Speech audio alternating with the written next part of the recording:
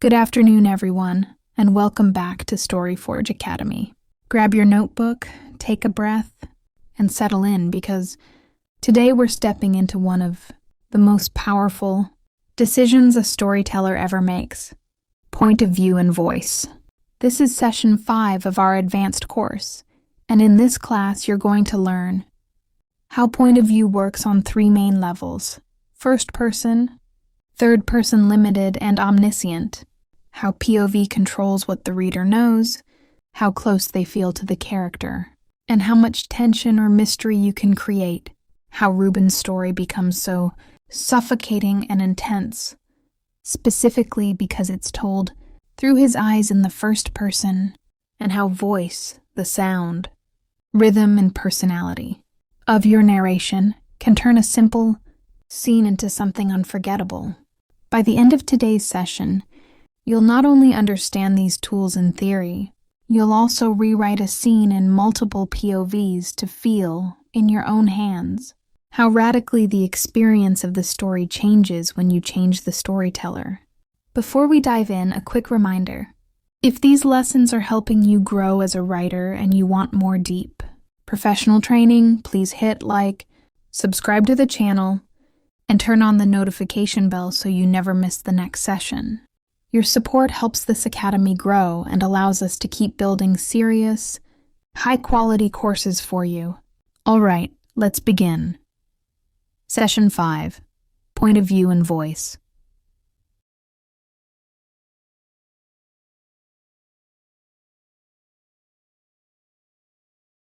Poisoning at the hotel, an ambush in the border town.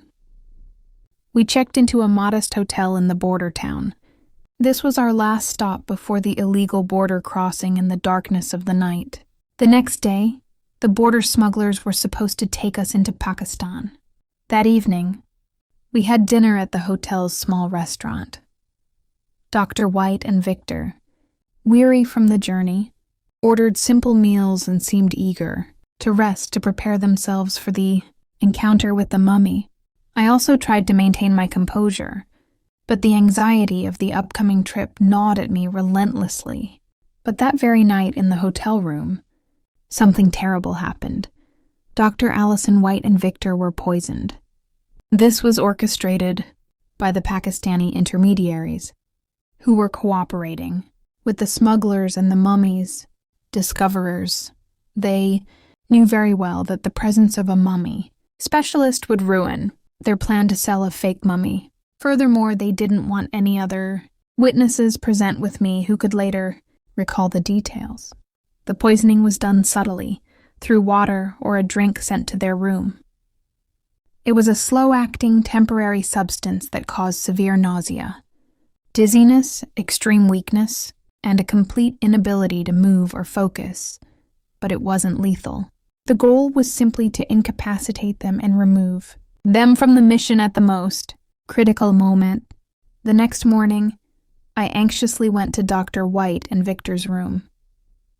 Both were severely ill, pale, and unable to move. It was clear they couldn't even take a few steps, let alone cross the border.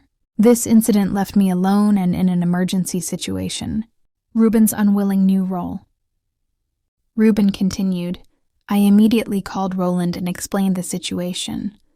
Roland was shocked for a moment after hearing about the poisoning, but he quickly started thinking of a solution.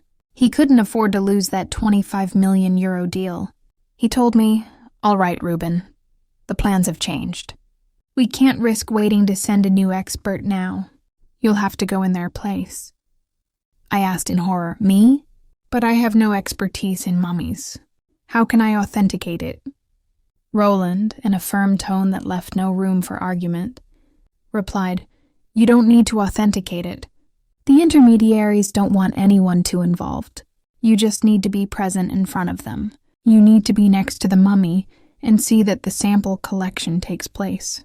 The photos taken of the mummy and the sample we send must be sent to the experts in Germany so they can give their final opinion based on the images and the sample. Your presence as a live, trusted witness is enough for them to be sure such a mummy exists, and it's not a scam.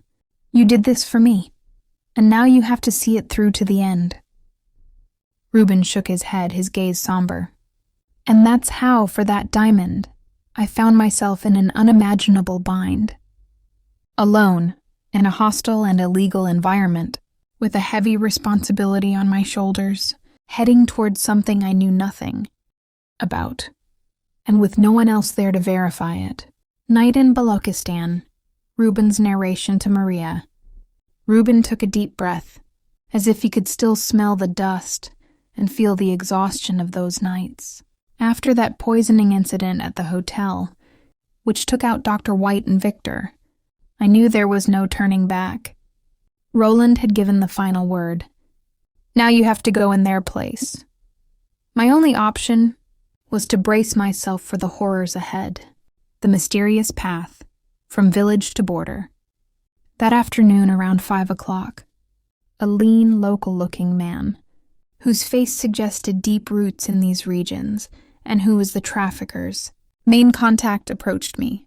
His face was hidden in the dim light of a lantern. Without a word, he handed me a piece of paper. It read in English, "Just come with me and ask no questions, for I can give no answers." The pungent smell of sweat and dust clung to his clothes. He had an old motorcycle, and I got on behind him. Its exhaust let out a grating wail with each acceleration, and our journey began. We drove for about half an hour into the desert, until we reached a small village, with only 5 or 6 mud brick buildings, lost in the middle of nowhere. I checked my phone there and saw no internet signal. I truly felt cut off from the world. The guide led me to a cool, simple house. They asked me to put on Baloch local clothes and wait. A few minutes later, they brought me a simple meal, a fried egg with fresh local bread, cold buttermilk, and some local yogurt. I used gestures to ask the man accompanying me when we would leave. I pointed to my wristwatch to make myself understood, and he pointed to the sun, a clear sign that we had to wait until complete darkness. I spent the entire afternoon there, from sunset until deep into the night. Each hour felt longer than the last. The waiting was agonizing. Time felt suspended. The village's silence was broken, only by the distant sound of the wind or, occasionally, the bleating of a domestic animal. I was truly bored and decided to sleep, to think of nothing, hoping sleep would offer an escape from this uncertainty. Finally, absolute darkness fell. They brought me dinner again. This time, a delicious omelet with tomatoes and local bread. Its simple taste was surprisingly good in those circumstances. It was around 10 p.m. when complete darkness enveloped everything, and only the sound of crickets could be heard. Our journey resumed. We traveled 2 hours on the rough road by motorcycle. Each jolt shook my bones, and the smell of dust and gasoline filled my nostrils. We stopped at a point, and the man gestured for me to wait. All along the way, I carefully observed my surroundings, trying to mentally draw a map of the route, perhaps for the day I might find my way back. About half an hour passed. Suddenly I heard 2 voices in the distance. The sounds grew closer, and we quickly hid behind dry bushes. They were Iranian border guards. Their flashlight beam swept through the darkness. I held my breath, my heart pounding so hard I felt it might burst from my chest at any moment. Their whispers passed by us, and a few minutes later, silence reigned again. The man accompanying me put his hand on my shoulder and pressed, saying, "Move! Quickly!" I followed him for a few minutes until he stopped, and so did I. It was around 1 a.m. We had apparently crossed the border and were now on Pakistani soil. The depths of Balochistan. Journey to Karen. Several men emerged from the darkness.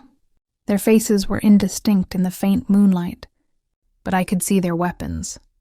After a few brief words, the Iranian escort handed me over to them and immediately returned. I felt as if I had been abandoned among wolves. The new journey began. About 3 hours of strenuous walking over rough terrain and desert sand. Sand and grit infiltrated my shoes with every step. The damp, ancient smell of the rocks mingled with the dry desert air. We finally reached another village, a slightly larger one this time. There, they put me in a 4-door Toyota pickup truck, and the journey continued. For about half an hour, the road was unpaved. Then we reached a paved road and picked up speed. 3 more hours passed, and then 2 vehicles turned onto a dirt side road. And we drove for about an hour deeper into the desert until, at dawn, we finally arrived at an ancient, abandoned caravanserai. The entrance to the caravanserai was dark and mysterious, guarded by 2 men in local Pakistani dress, armed with Kalashnikovs.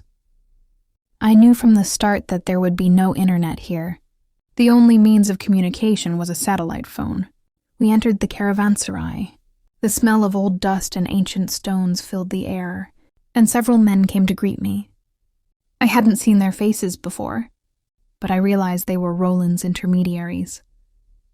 They explained in a dry tone, "Since there's no internet here, the moment you enter the Sardab basement and see the mummy, and while you take samples, it must all be filmed in your presence. Then we'll go to another location where you can communicate with Roland via the internet."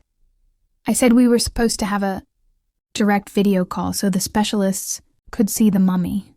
They replied, "Currently, it's not possible to move the mummy, and this is the only option." I spoke to Roland via the satellite phone, and he firmly told me, "Do whatever they say, and just come back safe and sound." Moments of terror, waiting in the cellar, Rubin's story to Maria. Rubin took a deep breath, his eyes half closed, staring into the distance as if still reliving those breathless moments. In that hellish cellar, time had no meaning. There was only silence and the scent of decay and fear. Perhaps an hour had passed when I heard the low murmurs of the local contact speaking with the con from outside the room. Their voices faded in and out, but their tone had changed. There was no longer that initial subservience or humility. A chilling certainty settled in my gut. The deal was done. The money had been transferred. From Roland to the intermediary, and from the intermediary to the con, and with that dirty money hitting their accounts, we, the witnesses, had now reached our expiration date. My heart hammered against my ribs like a caged bird, wild and relentless. I felt there was no time left for us to live. Breathing became difficult. The cellar air seemed heavier than ever. The Khan suddenly made a subtle gesture to one of his men, a quick, ruthless signal. Then he himself stepped back a little, as if to distance himself from the unfolding spectacle. In that very instant, the air exploded with the deafening roar of automatic gunfire. It wasn't just a shot. It was a relentless, brutal hail of bullets that shook me to my core. My eyes were fixed on the spot where, just seconds before, the local contact had been standing. He, the one who had dragged us this far, fell to the ground with a horrifying lurch. His body convulsed a few times, as if his wires had been cut, and his last breath escaped his throat with a muffled groan. His blood spread across the ancient stone floor of the cellar, and the acrid smell of gunpowder filled the air, the smell of death. A few minutes later, as the echoes of the shots subsided slightly, the chilling, ominous sound of shovels and picks began to cut through the silence. Thump, thump, scrape, scrape, exactly the sound I'd heard in my worst nightmares. They were digging the earth. For what? For whom? It seemed they were digging a mass grave for those 3 men. For a moment, my entire body trembled, not from the cold, but from a profound terror. Why didn't they kill me? The question screamed in my mind like molten lead. Why was I still alive? An insidious dread began to sprout in my thoughts. Maybe my time hasn't come yet. Perhaps I am the next mummy. The idea that they might keep me alive, like that dried mummy, for some sinister purpose was nauseating. Why wait? What terrible plan do they have for me? I was roughly shoved into a small, dark, windowless room nearby. My hands were still bound with rough, coarse rope. The air there was stifling and heavy, thick with dust and the metallic tang of fear. With immense effort, I struggled to my feet.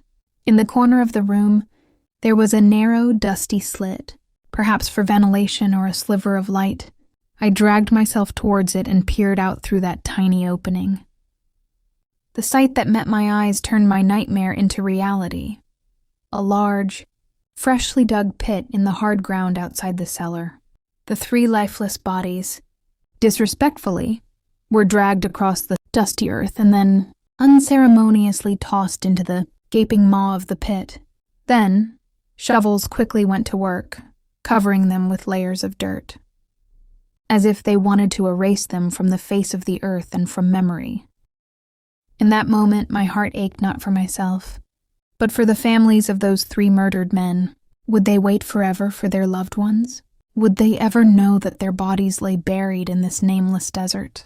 I was lost in these agonizing thoughts when suddenly, a woman's piercing screams ripped through the deadly silence of the desert.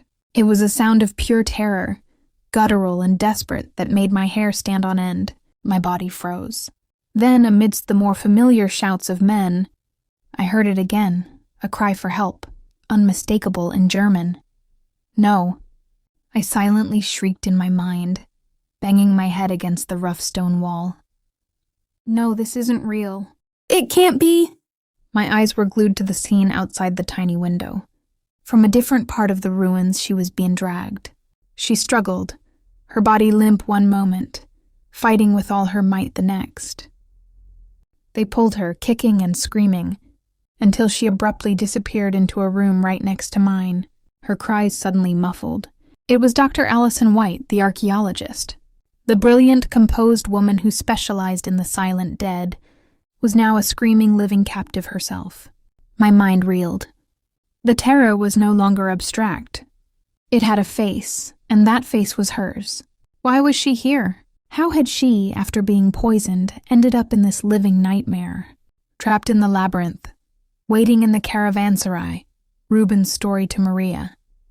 Rubin's gaze remained fixed on some unseen horror, his breath coming in shallow, ragged gasps. In that hellish cellar, time had no meaning. There was only silence and the scent of decay and fear.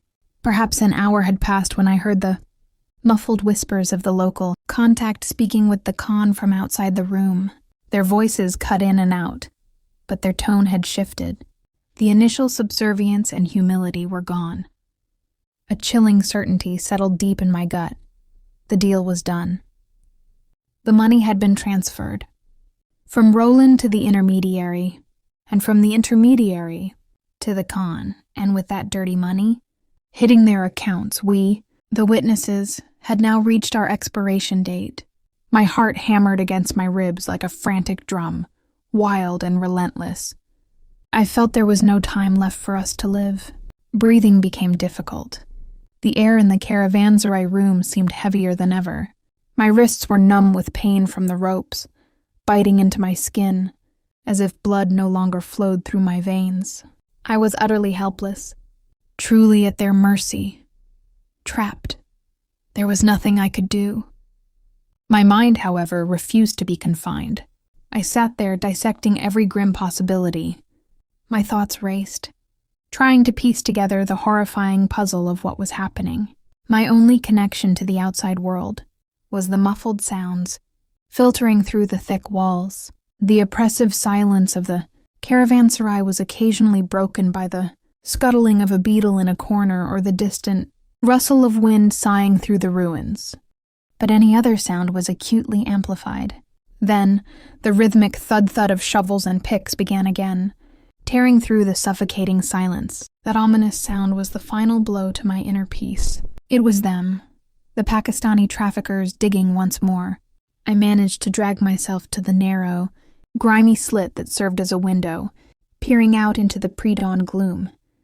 And there it was, right next to the fresh mass grave where they'd buried the 3 men. Another pit was being dug. A wave of pure, visceral terror washed over me, chilling me to the bone. Who was this grave for? My blood ran cold. Had I reached the end of my line? A horrifying realization dawned on me. I hadn't heard a single sound from Dr. White's room since they dragged her in. Had they killed her? No, it couldn't be. Why would they do such a thing? She was too valuable. But the silence, the longer it stretched, the more my fear grew. Time stretched, Moments turned into hours, and I didn't know how much of my life was left. The dread of my own helplessness, my inability to rescue her, to even know if she was alive, pushed me to the brink of madness. I pictured her, terrified, alone, perhaps enduring unimaginable things. It was a torment worse than any physical pain. I slumped into a corner of my cold, dark room, huddling against the rough stone walls, my bound hands pressed against my chest. I waited, every fiber of my being taut with anticipation, listening to the relentless digging outside. About half an hour passed, and then, mercifully, the sound ceased. The grave was ready. But for whom? The question hung heavy in the air. A silent executioner. Hours crawled by, each one stretching into an eternity. A deathly silence descended upon the entire compound. No sounds, no voices, just the pounding of my own heart in my ears. My mind was a chaotic storm. I felt time slipping away from me. I didn't know what to think. Anna and our unborn child. Would I die without ever seeing?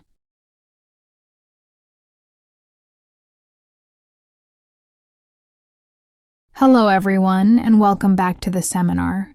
You are absolutely right. The depth of material presented in this last excerpt demands a truly comprehensive analysis. We need to fully unpack how the author achieves this level of profound horror, and how the established character arcs culminate in this crisis.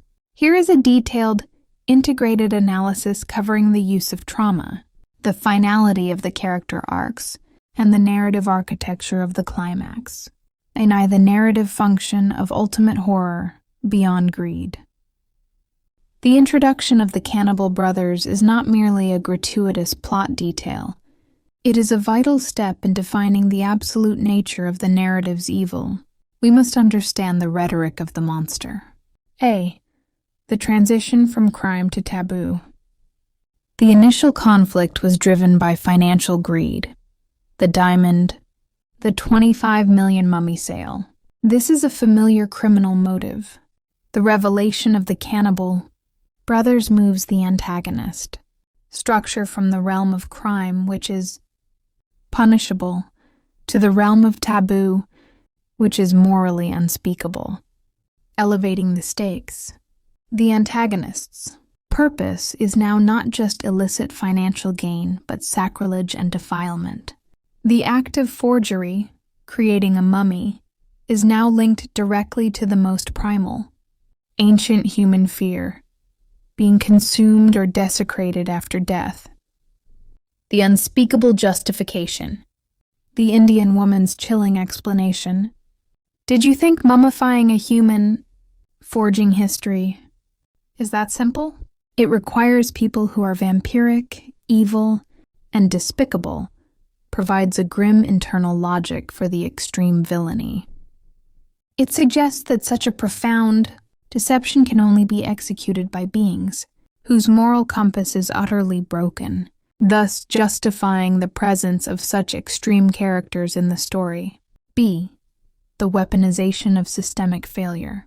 The detail that the brothers faced only a 2-year sentence, because there is currently no law against cannibalism in Pakistan, is a narrative masterstroke, expanding the antagonist. The immediate threat is the physical horror of the brothers, but the larger antagonist becomes the failed, lawless system itself. Rubin and Dr. White are not just victims of bad men. They are victims of a jurisdiction where fundamental moral laws are absent or ignored. This justifies their isolation and helplessness, making their survival seemingly impossible. The power of systemic absence. This detail establishes that the evil operating in Balochistan is not an aberration, but a protected institution. The Khan is able to employ these monsters because the law cannot touch them, thereby cementing the overwhelming hopelessness of the protagonist's situation. Miu. The climax of trauma. Dr. White's defining scene. Dr. White's narration of her experience serves two critical purposes: the unveiling of the truth, and the final definition of her character through a moment of ultimate moral choice. A. Trauma as narrative tool. The narrative uses psychological and sexual constraint to shatter the character before revealing the cause. The reaction precedes the reveal. The initial description of Dr. White's terror, her shrieks that didn't come from a human throat, and clinging to Rubin like a child, establishes the severity of her trauma before the cannibalism reveal. This technique ensures the reader shares Rubin's confusion and dread, maximizing the shock when the explanation finally arrives. The dehumanizing contest. The story of the Khan's coin flip contest is the ultimate act of dehumanization. By forcing the women to compete for life through sexual subjugation, the Khan reduces them from human beings to entertainment and disposable assets. This is the narrative low point for the victims, a moment designed to strip them of all agency and dignity. B. The final moral choice. Dr. White's final no to the Khan's ultimatum. Enjoy yourself for the next 2 or 3 days, or they'll finish you off, is the climax of her quiet, previously unseen arc. The refusal of life on insulting terms. She chooses certain, immediate death and mummification over a final 2 or 3 days of sexual slavery and spiritual defilement. This refusal is her triumphant moment of moral agency. After being forced to compete and endure, she reclaims her life by choosing its termination on her own moral terms.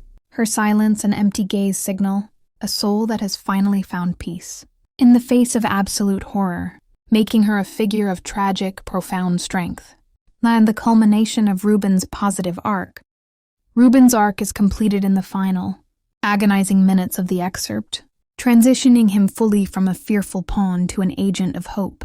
A. The burden of the promise. Rubin, now aware of the true fate awaiting him, and Dr. White, cannibalistic mummification, could easily succumb to despair. Instead, his focus shifts entirely to his companion. The lie of hope, his final desperate plea. I have friends. They will surely come in 2 days. Don't doubt it. Just stay alive. Is a lie, but it is a heroic lie. His internal motive has fully transformed from self-preservation to moral obligation.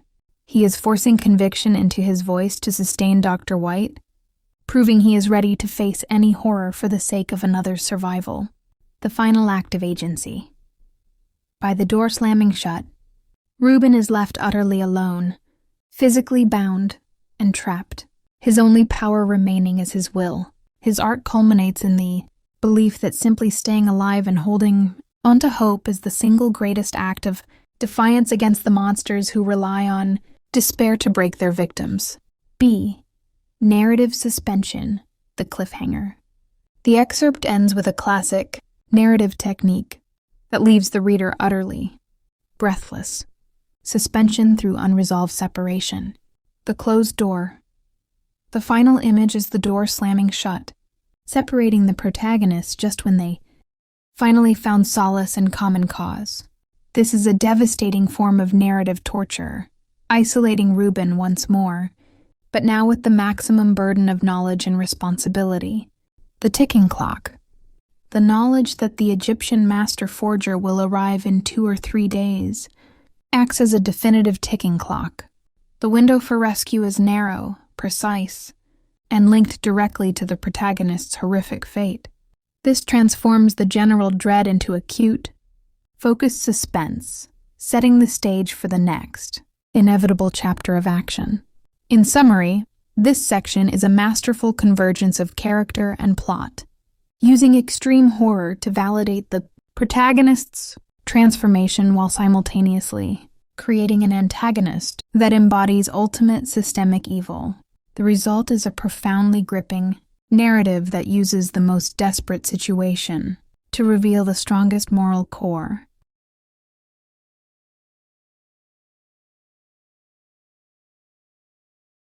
Welcome, class, to session 5. Today we move to the fundamental decision that shapes every piece of fiction.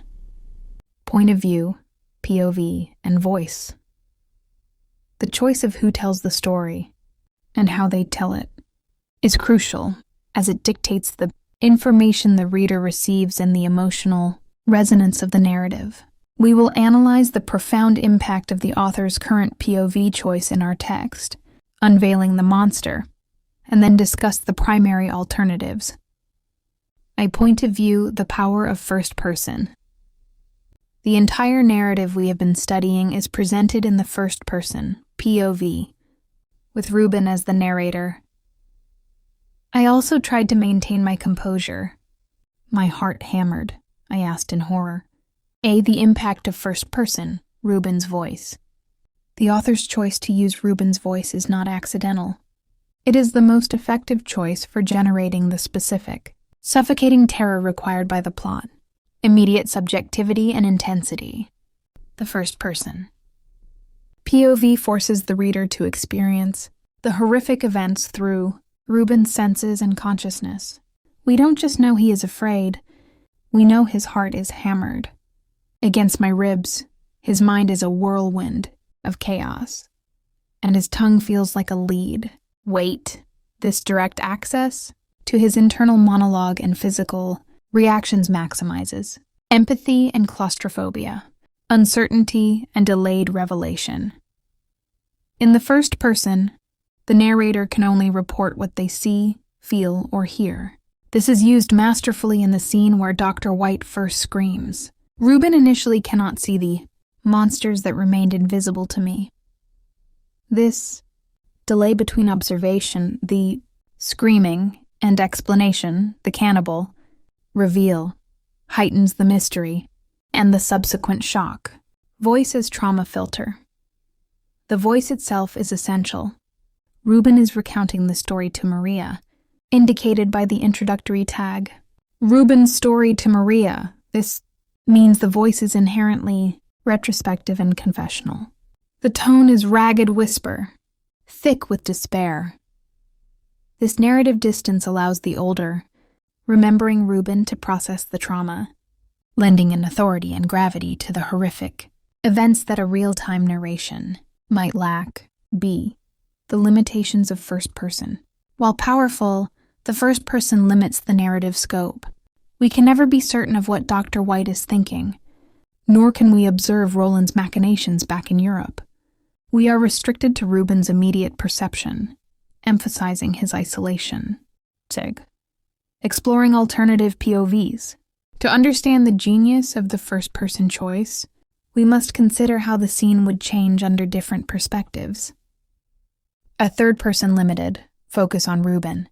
If the story were told in the third-person limited, the narrator would use he, Rubin, but would still be confined to his thoughts and senses. Change in tone. The voice would be slightly more formal and less frenetic. Instead of my heart sank, we would read his heart sank. We would read his heart sank. This adds a layer of objective distance, making the experience slightly less immediate but potentially more reliable. The reader might trust an external narrator more than a traumatized self-narrator. Example, third-person limited. He watched the woman huddle in the corner, lost to silent sobs. The silence was heavy, so heavy he felt its weight on his shoulders. He didn't know how long the hours had stretched, only that a freezing sensation took root in his being, with every trembling breath she took. B. Omniscient, all-knowing. The omniscient POV offers the greatest freedom. The narrator knows everything. Rubin's fears, Dr. White's thoughts, the Khan's plan, and Roland's current location. Impact on suspense. This POV would severely undercut the suspense. For example, the narrator could reveal the cannibal brother's identity before they enter the room, eliminating the dramatic shock of Dr. White's terrified reaction. Similarly, the omniscient narrator could reveal that Roland has no intention of sending help, destroying the hope that Rubin tries to instill in Dr. White. Benefit. It allows for thematic commentary and global context. The narrator could insert a comment on the Pakistani legal system or the psychology of the Khan. However, in a thriller like this, the sacrifice of suspense is usually too high a price to pay. The exercise. Rewriting the scene, the power of voice. Now for our practical exercise. We will focus on the dramatic moment of the cannibal revelation and rewrite it in 2 different POVs. Original scene, first person Rubin. The woman who had noticed my state and knew the question swirling in my mind but which terror wouldn't let me voice, answered it herself. She nodded, confirming, and said in a choked voice, "Those 2 cannibal brothers. They are these damn men." My entire cell began to tremble. Exercise task. Rewrite this short scene twice using the provided instructions. Rewrite in 3rd person limited. Focus on Dr. White. You must enter her mind and reveal the truth through her internal experience, not Rubin's observation. Rewrite in omniscient POV. Focus on external fact. The narrator should state the horrifying fact directly, commenting on the scene and the character's reactions equally. You have 10 minutes to complete both rewrites. 1 3rd person limited, Dr. White focus. Shift the focus to her internal state, her relief at finally speaking the truth. 2. Omniscient POV, fact-focused. The narrator states the identity of the 2 men and then describes the ensuing terror in both captives. We will review your rewrites and discuss how the choice of perspective fundamentally alters the emotional and informational contract between the author and the reader. Good luck! Hello everyone, and welcome to Session 5, Point of View and Voice. Today we're diving deep into 2 of the most crucial choices a writer makes. Choices that fundamentally shape how your reader experiences your story. It's point of view, POV. Point of view is essentially the lens through which the story is told. It determines who is speaking and how much information the reader has access to. Mastering POV isn't just a technical skill. It's about controlling intimacy, suspense, and the overall emotional register of your narrative. 1. First person POV. In the first person, the narrator is a character inside the story. The narrative uses the pronouns I and we. This POV offers maximum intimacy and immediacy. The reader is directly inside the narrator's head, experiencing their thoughts, feelings, and biases unfiltered. The major strength here is a strong, distinct voice and a powerful sense of connection. The chief limitation, however, is that the narrator can only report what they personally observe or know. They can't know what other characters are thinking, unless those characters explicitly say it, and they can't be in 2 places at once. This inherent limitation is often what creates tension or mystery. 2. Omniscient POV.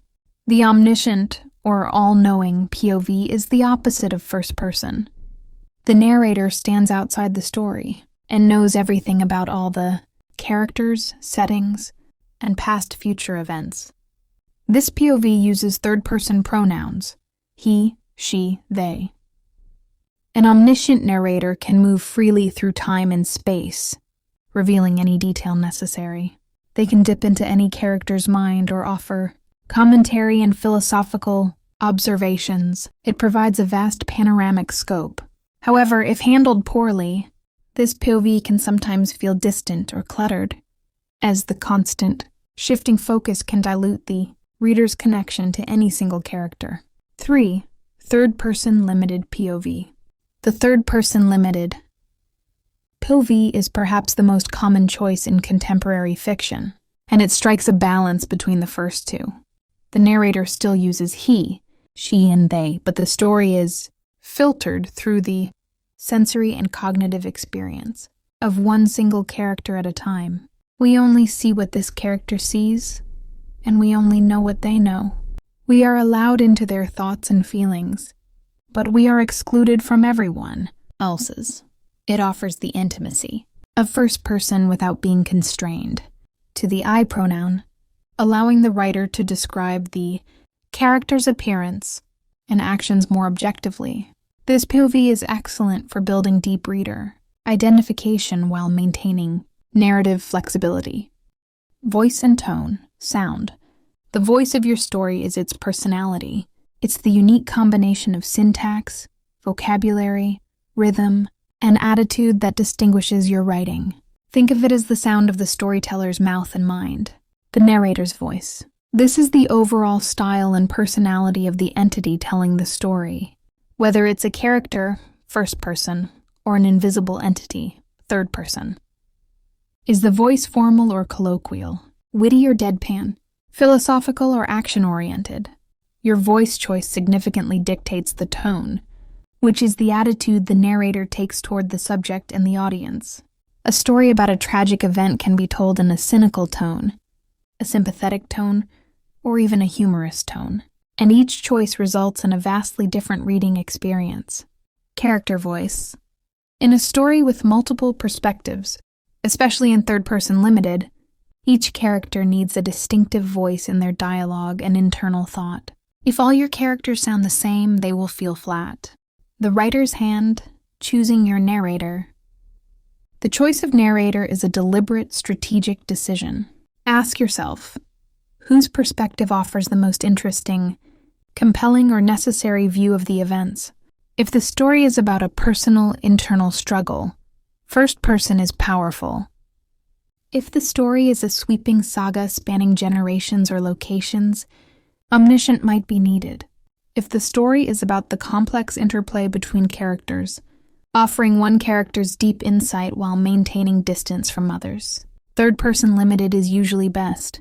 Practice rewriting a scene. For your assignment this week, you are going to take a simple scene and rewrite it twice, using two completely different points of view. The scene. A character named Alex is waiting in a crowded cafe for a blind date. Your goal. Rewrite the scene using first-person POV.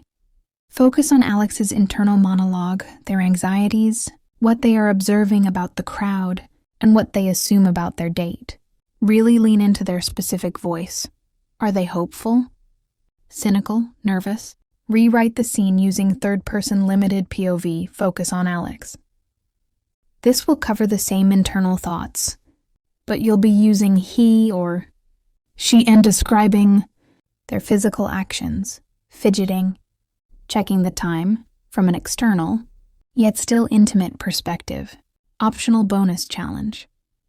Try writing it a third time in omniscient POV, quickly dipping into the head of the waitress, then the person at the next table, and then Alex, before commenting on the universal awkwardness of first dates.